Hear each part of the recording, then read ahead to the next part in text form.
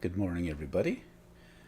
We're back. This is March 1st, 2021, and this is episode 175 of Transmission. Ooh, that's a good solid number. Yeah, it's divisible by 5. There's kind of a Hmm. comfort to that. It's not as good Yeah. as a number ending in 0, but I'll take it.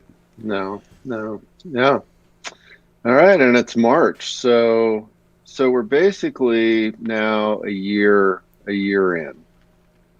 It was March 2020 when things really started to pick up steam in Hmm. pandemic world, Yeah, and yeah, so here we are a year later, and everything's fine, right?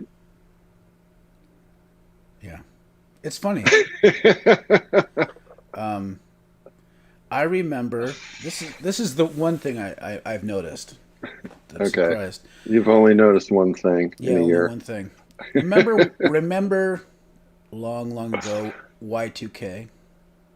Oh, yes, And very everyone was well. freaking out That about was something that never hilarious. happened. But remember, during that time, it was there was a round number to the year 2000 and everything. But people would play REM's "It's the End of the World as We Know It" all the Hmm. time.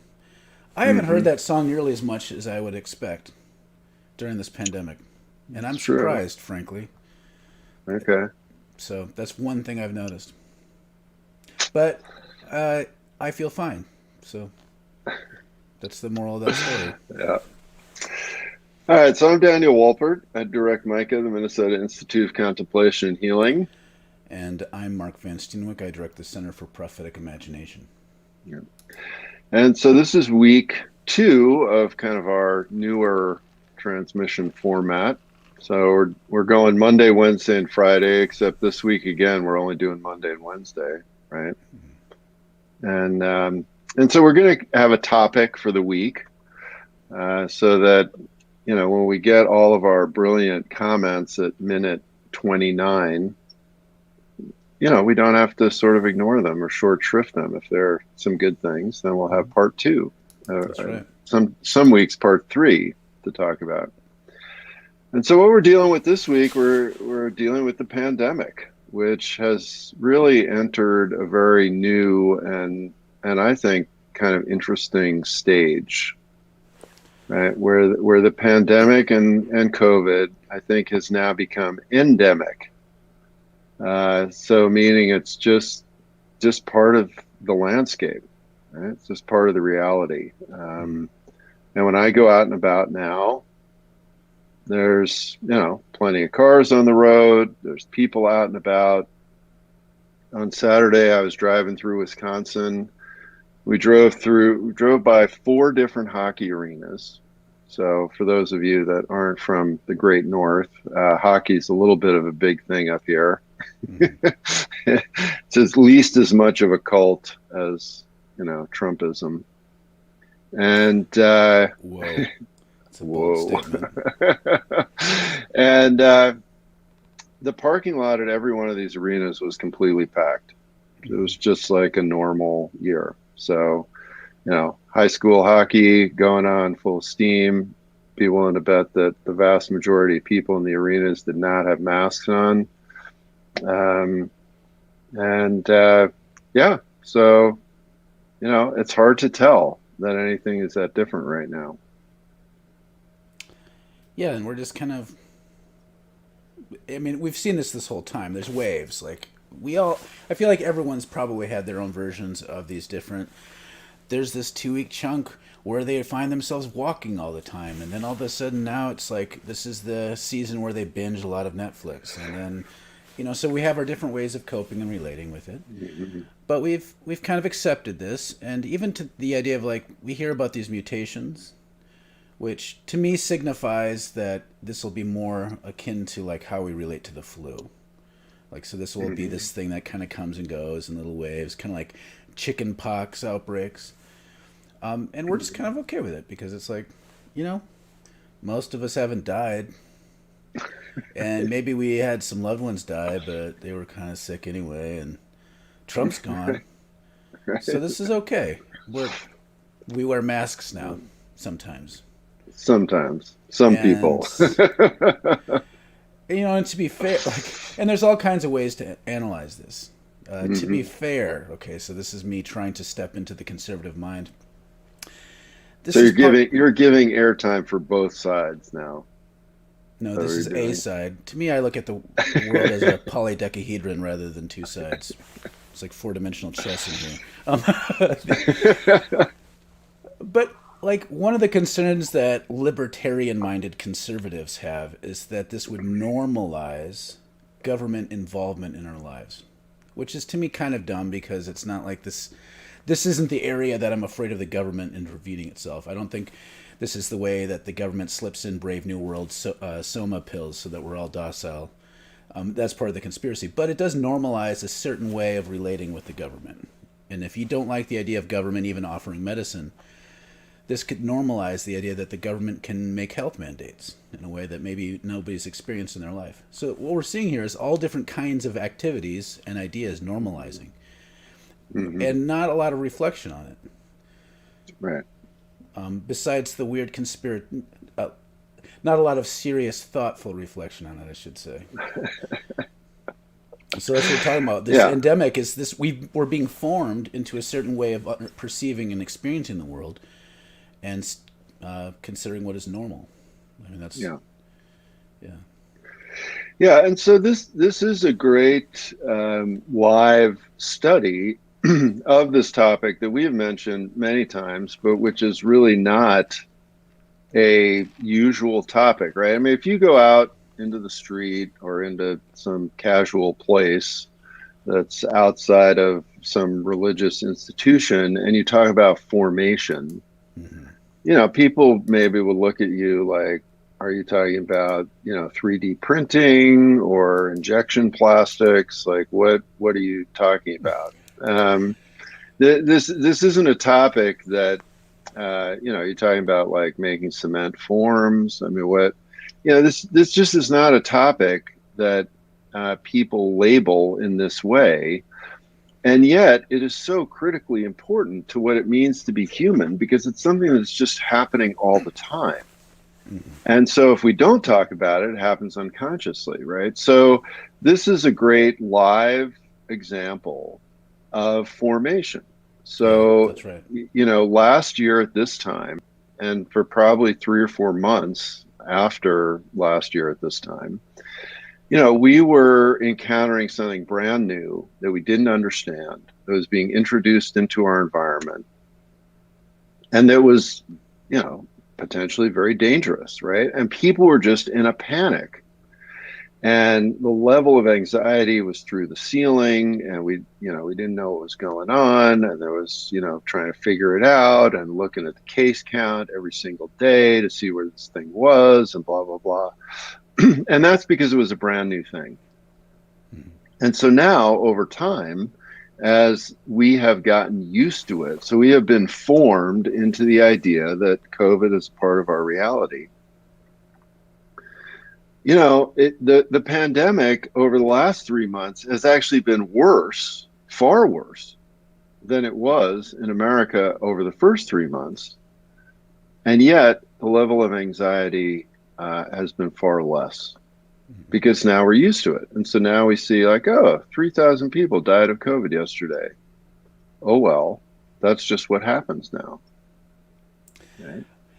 And there's it's interesting thinking about this topic of formation as the way people uh, become wise about how they engage with their world, or unwise, like how Hmm. we interact with the world, what our shared assumptions are. In the Hmm. West, we've replaced that concept with education, which is a flawed concept. I mean, there's all sorts of people like Paulo Freire, all sorts of people talk about it, recognizing that education is just information dumping, and it assumes that we're fundamentally rational creatures who, if we have the right ideas, can then enact them in the world. And so this is part of like how we even think about an evangelical culture, which is tends to also fit into conservative culture. The idea is you win hearts and minds.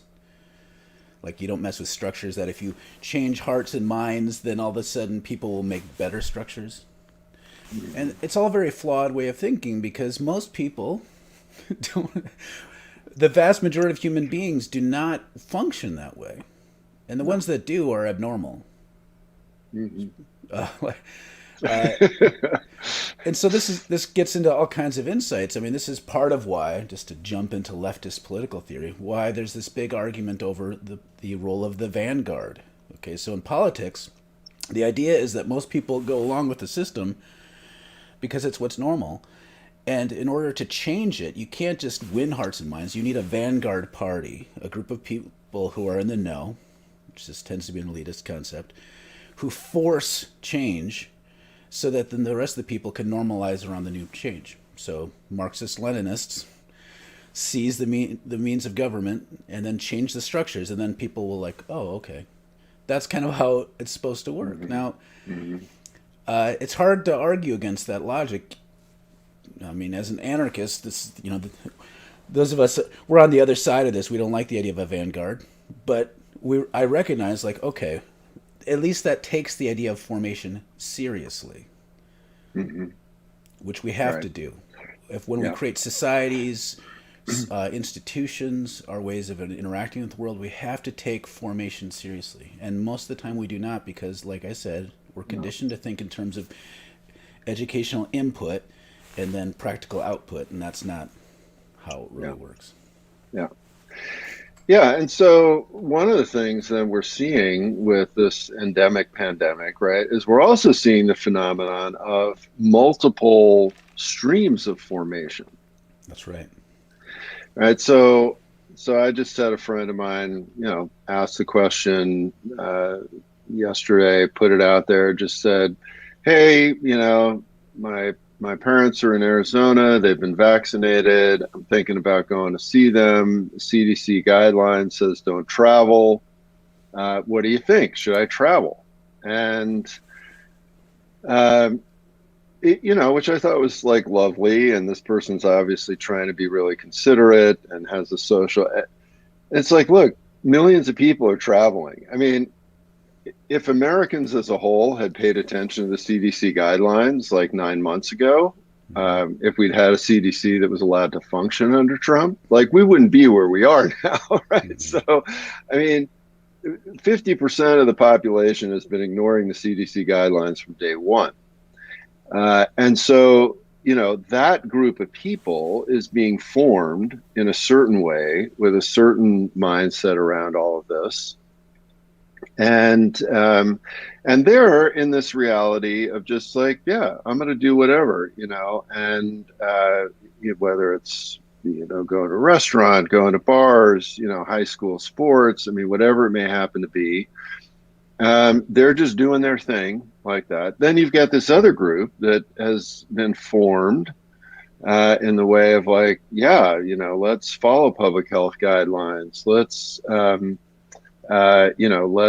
try and stop the spread. Let's not travel. Let's stay in our house as much as possible, right? And those now are two very significantly different formational groups Mm-hmm.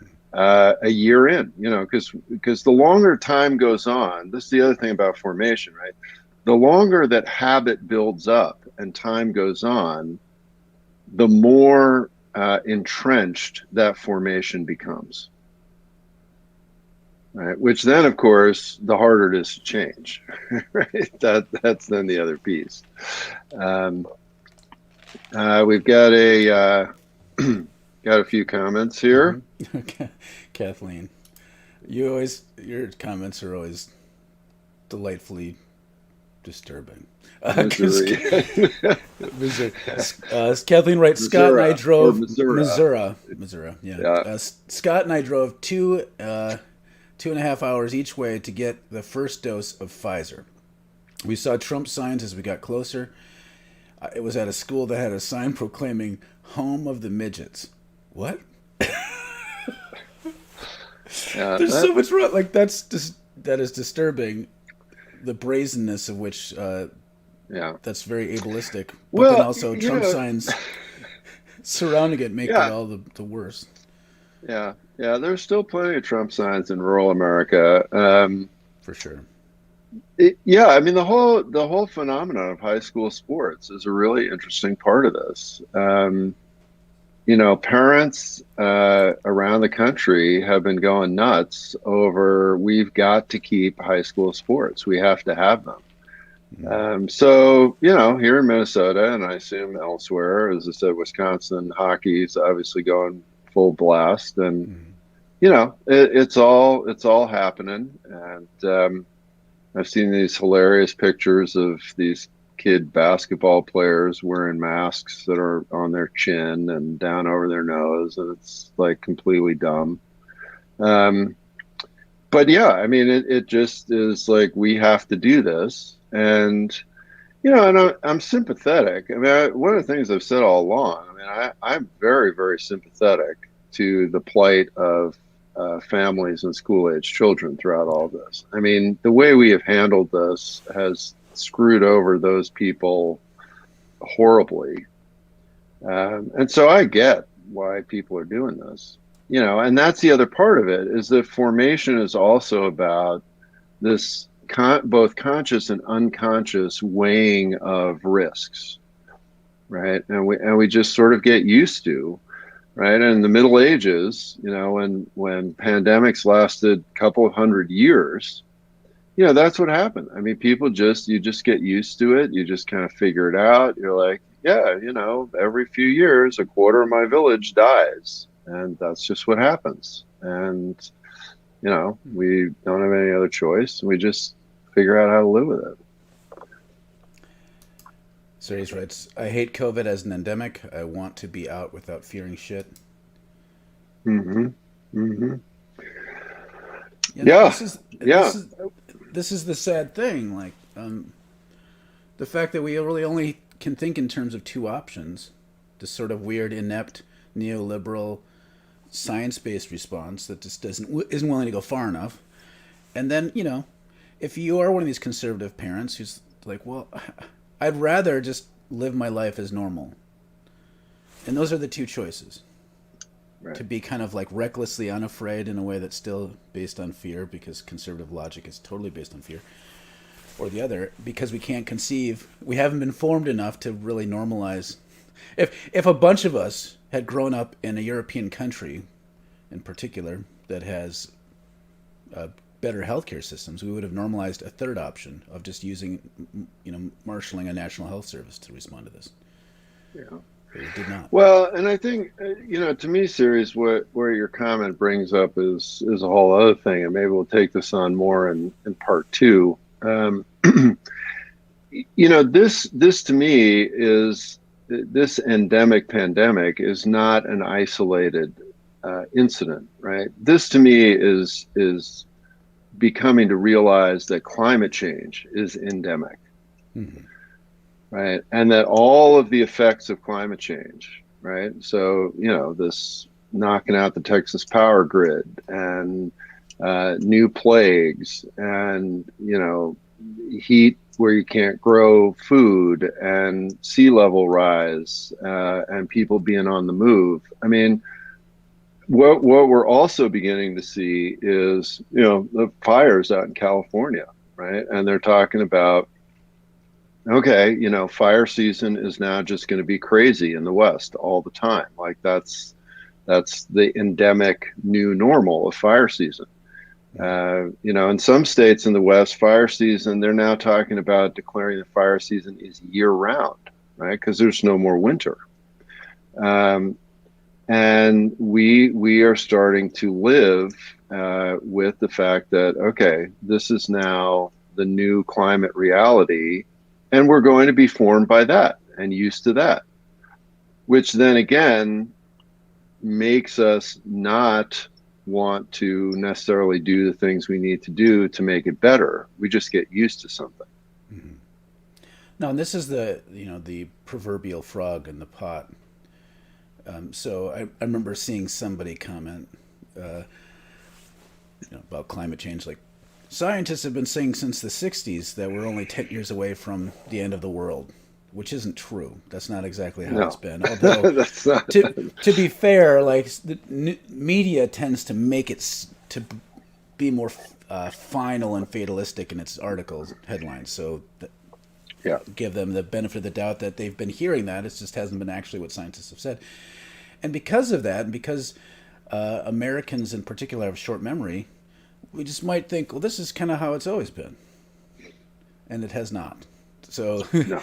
so we've normalized. Not at all. We're being slowly formed into Yeah. the current reality, so that we fail to recognize that things have gotten worse. Yeah. No, I just had another really funny conversation with this, guy, old timer at this gas station up in the Upper Peninsula in Michigan. He's on his snowmobile. He's gassing up his snowmobile. And he had just been talking to this young buck who was in this monster truck that had pulled in, about their snowmobiling. And, Mark, you can imagine the scene, right? This is classic I can Northwoods. remember. Yeah, this was my upbringing. Yeah. But the guy's like, yeah, this sled's 22 years old. Maybe I'll get a new one. But now they want 20,000 for these things. He said, I can't imagine spending 20,000 for this, and there isn't even winter anymore. Right now, I would imagine if I'd come at this guy saying, "Oh, climate change, blah blah," he'd be like, "You're just a stupid libtard or whatever." But when he's talking about his experience of snowmobiling, he's like, "Yeah, there's no more winter." I said, "Yeah, people can't remember. Winter used to be 9 months long." I said, "Now maybe it's 6 weeks or a couple months." He said to me, he said, "I grew up right here. I'm 70 years old." He said, "People have no idea. They have no idea." He said, "Winter's gone." And then he said, "And it's going to get worse."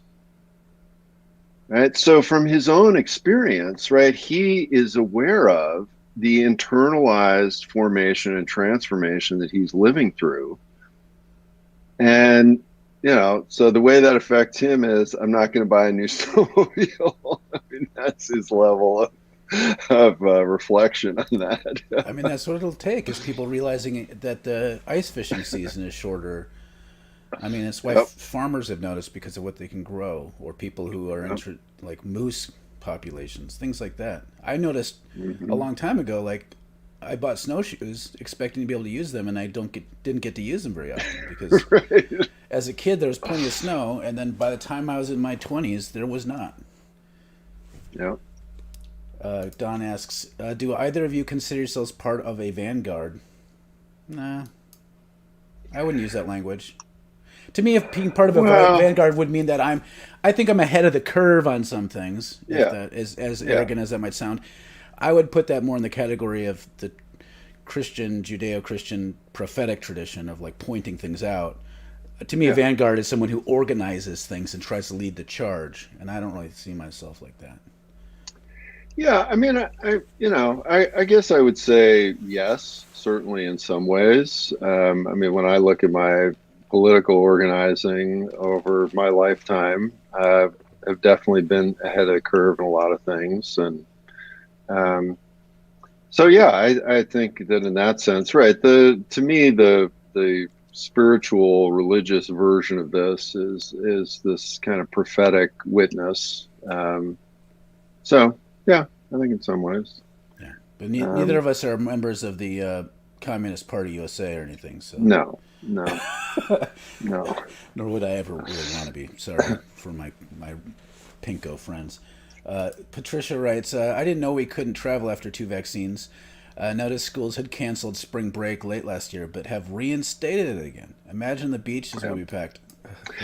Yeah, no, just to clarify, the idea was that this person who wanted to travel had not been vaccinated, but was going to visit their parents who had been vaccinated. Um, yeah, I mean, it's interesting about the spring break thing. I just heard actually that a number of colleges have canceled spring break. Um, but I'm sure some of them haven't. But yeah, no, that'll be a great example. I agree with you. I think that Ted Cruz will be partying it up on the beaches of Cancun with a whole bunch of co-eds during spring break Because he for wants to be a sure. good dad. Yeah, because he wants to be a good dad. That's this whole thing. I would hate to have him as my dad. No, if Us. he was your dad, you might like him. Yeah, I suppose. Susan writes, "Yes, Dan, that's exactly what I was thinking. We've been formed for years to ignore and deny climate change. The pandemic is just the next step in that Yeah, irrational process." yeah, For sure. yeah, and so we're seeing this in a tremendous way, of course, in the political arena, right? So, what is considered crazy or irrational or ridiculous political concept, as just drifting further and further into La La Land, right? I mean, you now have this entire conference that happened over the weekend. You've got CPAC. the golden CPAC, you've got the golden calf of Donald Trump that people are bowing down to. You've got all these people getting up there and just lying about the election, about all kinds of things. You've got the Republican Party, designing the stage looking like this Norse ruin Nazi symbol. Whether that's You've got intentional or not, it's just yeah, disturbingly hilarious. you've got people talking about white nationalism as a good thing. Um, Somebody just posted all of these shots from these books that are textbooks at these Christian schools that are all about white nationalism. Um, so, stuff that, again, 20, 30 years ago would have been considered so fringe and so outrageous are now normal. So now when people look at what is weird, right, it's, this super outlandish, the vaccine is rearranging your DNA into new Hebrew letters so that you're going to be controlled by Satan. And we're all going like, wow, that's really crazy. Well, in 2 years, that might be the Republican campaign platform. so this formational process that is super, super powerful. And it's helpful for us to be aware of that. And we've talked about everything we were talking about today. We've talked about at some level before in our 175 episodic run. But just again, I don't. This isn't like a. There's smart people who know better and dumb people who don't. That's not the way we should be thinking No. about this. So, like again, Hannah Arendt is a flawed thinker in a lot of ways, but one of her brilliant insights about the banality of evil is that most people tend to think in cliches because it's what's been put in there.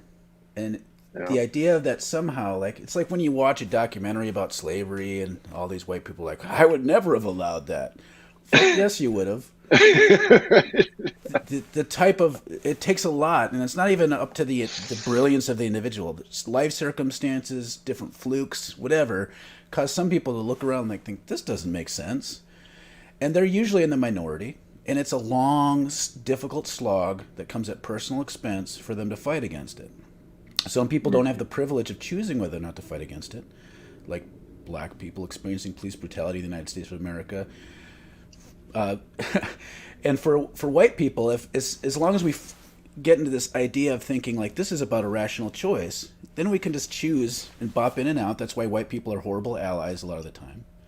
The question is, what does it mean to be formed in a way that challenges these things and where we form others to do likewise rather than just give awareness or education? And Right. just to reiterate, that's hard work. That's not going to Well, just happen. and it's hard because it requires consistency and it requires repetition. Yeah. And And systems, structures, yeah, communities built around these yeah, insights and practices. yeah. And so that when we talk about, oh, this is just easy, so you go along with the flow, it's not like again, it's not like a stupidity thing or even a laziness thing or whatever. It's just that um, being intentional in life is harder. It takes more energy, and since life is hard, and many people don't have very many options and are in survival mode, it becomes very difficult to continue to build capacity towards something else. That's right. Which is why, in some ways, when you say, well, transmission, 175 episodes, you've already said all this stuff over and over again. And maybe, yeah, we lose viewers or whatever. But the truth is that repetition and continuing to reflect on similar concepts in changing circumstances is one of the things that builds awareness and capacity for doing something different. This is why I haven't given up on the idea of church. Think about it. Like, at any Mm-hmm. point, somebody could say, I've done Eucharist before. Well, that's not how it works. It's supposed to happen all the Right. time because it's supposed to form us. Now, some scholars like to talk about the difference between a ritual and a ceremony. Ceremony is a practice that helps you maintain. A ritual is a practice of transformation. And communion is supposed to be a ritual of transformation, but it's become a ritual of ceremony, or a practice of. It's supposed to be a ritual and it's become a ceremony.